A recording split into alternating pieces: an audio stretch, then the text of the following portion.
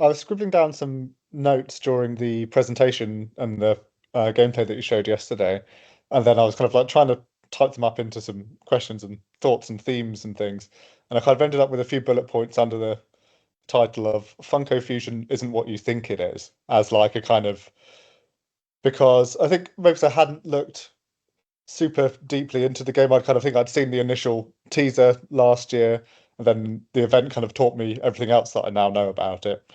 And so one part was when he said it was teen rated, I was like, oh, my assumption would have been it was, rated whatever the youngest possible one is. Yeah. Um, maybe I'll just list this off and then let you react to the whole thing rather than making you react to each one. Then the next bullet point I had was uh, you might have had an assumption of, oh, the graphics on this thing are going to be fairly basic, but then you look at it and it's in UE5, and some of the backgrounds and areas that you showed were really kind of, I don't really have the right language for this, but they looked really nice, really high res, really kind of like uh, next gen appropriate kind of graphics.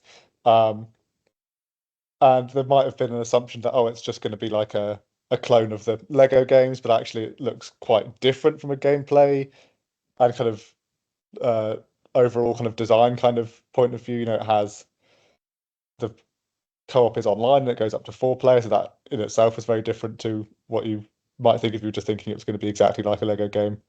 Yeah. And actually, you might have had an assumption, oh, it's a game based on a toy. It's probably just going to be really simple, you know, walk forward, press A to progress kind of thing. But actually, it looked like there was a lot of depth, lots of kind of overlapping different systems and things in the game. So yeah, the overall headline for that was that Funko Fusion isn't maybe what you would assume it was from like a if you hadn't kind of done the research into it.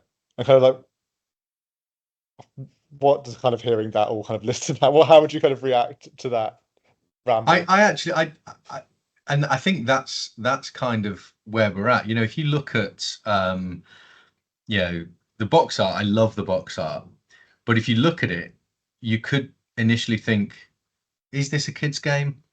Is it sort of like going to be E for everyone, or like you say, whatever that is, Peggy 3 or whatever. And it's like we made a real conscious decision with what we're doing because we're wanting to make sure we've got all like this wealth and variety of IP in there.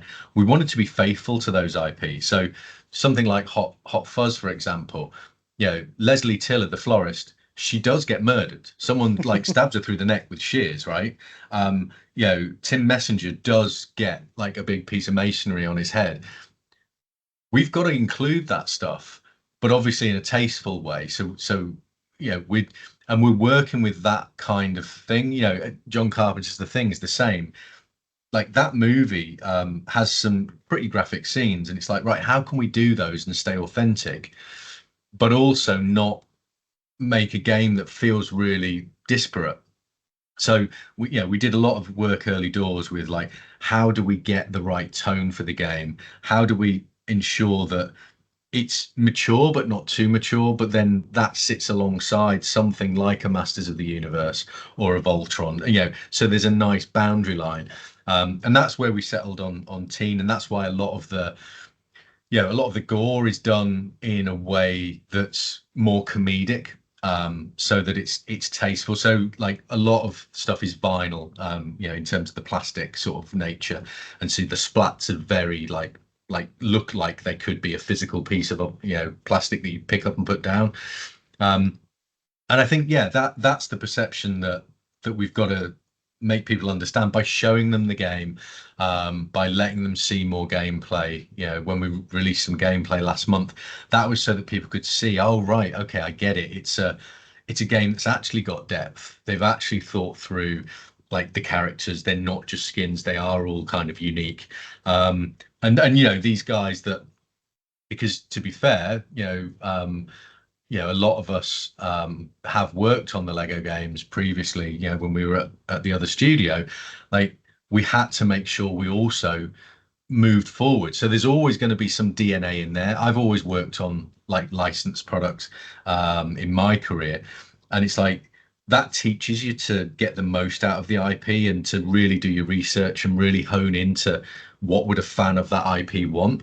So our DNA is rooted, but we have to make sure the game's different. So it kind of, there's a load of stuff in the game that suits different play styles. So if you're sort of someone that's run and gun and you just barrel roll through stuff, it'll work for you.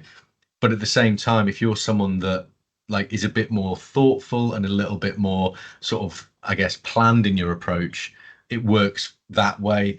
And then with all the different mechanics and gadgets, there's actually like different ways to play the game. So you could, I could run around as my favorite character using the sort of the weapons you can unlock and the mechanics and play just with my favorite characters, or I can do the character swapping. So we've tried to like accommodate multiple play styles and then add that hidden depth for, I guess, more mature gamers, because they're going to want the hidden stuff to find, or some sort of reward for extra hours they put in, the extra grind they put in. So I think we know that there will be people that will play this that, to be fair, probably played Lego games like when they were younger. Like, I think 2005 was the first one that we made. So people, 20 years on top of saying they were 6 years old, mid-20s upwards now. So they're going to want probably a different type of game, which is great because I think that's what we're delivering. But I think, the perception could be is, where does this game land? And I think that's why we're trying to do so much work to show the game. We're proud of what we made. We'll show gameplay. We're not going to just do CG trailers. Everything is from the game. And I think, to your point there again, in terms of they could have maybe made something that wasn't as detailed. We're pushing UE5. We're pushing UE5 hard. We're using all the technology that Unreal Engine gives us, whether it's sort of Lumen for the lighting or Nanite for the way that stuff's constructed. We really are pushing the engine hard.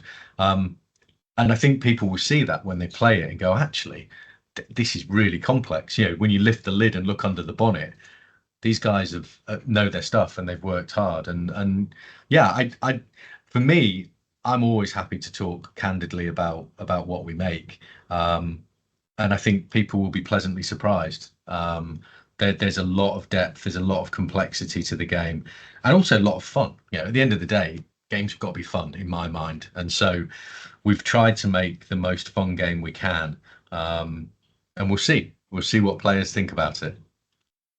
Yeah, definitely.